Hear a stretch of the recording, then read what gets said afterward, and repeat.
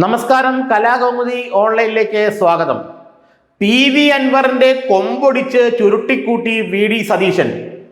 താൻ നിർദ്ദേശിച്ച VS ജോയിയെ നിലമ്പൂരിൽ സ്ഥാനാർത്ഥിയാക്കണമെന്നും തൃണമൂൽ കോൺഗ്രസിനെ UDFന്റെ ഘടകകക്ഷിയാക്കണമെന്നുമുള്ള PV അൻവറിന്റെ ആവശ്യം കയ്യോടെ തള്ളിയ VD സതീശൻ അൻവർ അതിര് കടക്കരുതെന്നുള്ള കർശന മുന്നറിയിപ്പാണ് കഴിഞ്ഞ ദിവസം നടന്ന ചർച്ചയ്ക്കിടയിൽ നൽകിയത്. അൻവറിന് വേണമെങ്കിൽ UDFനെ പിന്തുണയ്ക്കാം, കോൺഗ്രസിനെ പിന്തുണയ്ക്കാം. അങ്ങനെ പിന്തുണച്ചാൽ UDFും കോൺഗ്രസും അൻവറിനെ പരിഗണിക്കുന്ന കാര്യവും ആലോചിക്കും. അതിനപ്പുറത്തേക്ക് പുറത്തു നിൽക്കുന്ന അൻവർ ഒന്നും പറയണ്ടെന്നും നിലമ്പൂർ ഉപതെരഞ്ഞെടുപ്പിലെ കോൺഗ്രസ് സ്ഥാനാർത്ഥി ആരെന്ന് കോൺഗ്രസ് പാർട്ടി തന്നെ തീരുമാനിക്കുമെന്നും UDF അതിന് അംഗീകാരം നൽകുമെന്നുമാണ് VD സതീശൻ കഴിഞ്ഞ ദിവസം നടന്ന ചർച്ചയ്ക്കിടയിൽ PV അൻവറിനോട് പറഞ്ഞത്. സതീശന്റെ ഈ കടുത്ത നിലപാടോടെ PV അൻവർ പത്തി മടക്കിയെന്നാണ് അറിയുന്നത്. ചർച്ചയിൽ പങ്കെടുത്ത മറ്റു നേതാക്കൾ, രമേശ് ചെന്നിത്തല അടക്കമുള്ള നേതാക്കളും ഇക്കാര്യത്തിൽ സതീശനൊപ്പം നിന്നതോടെ PV അൻവർ അല്പമൊന്ന് പിന്നോക്കം പോയി. ഇനി നിലമ്പൂരിൽ താൻ ഉദ്ദേശിക്കുന്ന കളികളൊന്നും നടക്കില്ല എന്നും കോൺഗ്രസ് ഇക്കാര്യത്തിൽ ഒറ്റക്കെട്ടാണെന്നും മനസ്സിലായ PV അൻവർ പിന്നെ ഒന്നും മിണ്ടാതെ ആര്യാടൻ ഷൗക്കത്തെങ്കിൽ ഷൗക്കത്ത്, കാര്യം നടക്കട്ടെ, തെരഞ്ഞെടുപ്പ് നടക്കട്ടെ എന്ന രീതിയിൽ പിന്നോട്ട് പോവുകയായിരുന്നു. ഇതോടെ ആര്യാടൻ ഷൗക്കത്തിനെ നിലമ്പൂരിൽ സ്ഥാനാർത്ഥിയായി കൊണ്ടുവരാനുള്ള കോൺഗ്രസിന്റെ ശ്രമങ്ങൾക്ക് ആക്കം കൂടുകയും ചെയ്തു. ഷൗക്കത്തിനെ തന്നെ നിലമ്പൂരിൽ കോൺഗ്രസ് സ്ഥാനാർത്ഥിയായി ഉപതെരഞ്ഞെടുപ്പിൽ മത്സരിപ്പിക്കണമെന്നാണ് ഇപ്പോൾ കോൺഗ്രസ് നേതാക്കളുടെ വാശി.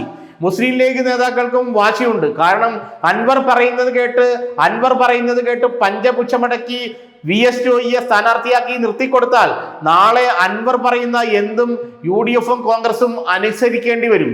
ഇത് പിന്നീട് വലിയ പ്രത്യാഘാതങ്ങൾ മുന്നണിയിലും കോൺഗ്രസിലും ഉണ്ടാക്കും.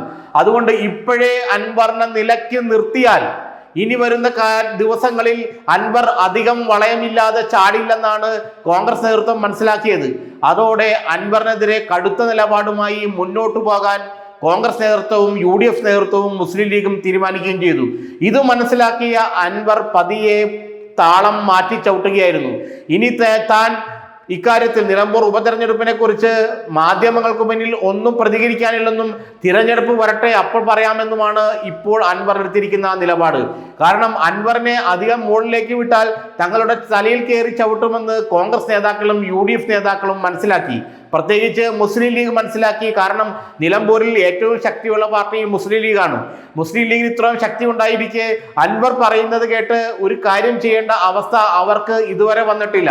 അതുകൊണ്ട് അൻവറിനെ തൽക്കാലം മാറ്റി നിർത്തി ഒന്ന് മര്യാദക്കിരുത്തി കോൺഗ്രസ് സ്ഥാനാർത്ഥിയെ തീരുമാനിക്കട്ടെ, അപ്പോൾ UDFും ലീഗും പിന്തുണയ്ക്കാമെന്ന നിലപാടിലേക്ക് ലീഗ് നേതൃത്വം എത്തിച്ചേരുകയായിരുന്നു.